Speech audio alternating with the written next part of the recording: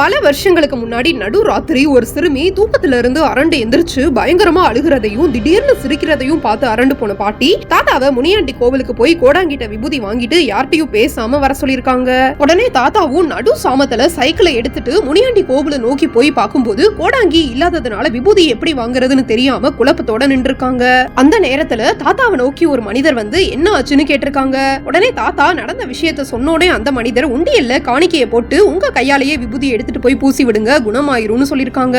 தாத்தாவும் சாமியை கும்பிட்டுட்டு காணிக்கையை போட்டு விபூதியை எடுத்துட்டு நடந்து வரும்போது அந்த மனிதர் விபூதி எடுத்துட்டீங்களான்னு கேட்டதுக்கு பாட்டி யார்ட்டையும் பேசாம வர சொன்னதுனால தாத்தா அந்த மனிதருக்கு பதில் சொல்லாம நடந்து வந்திருக்காங்க.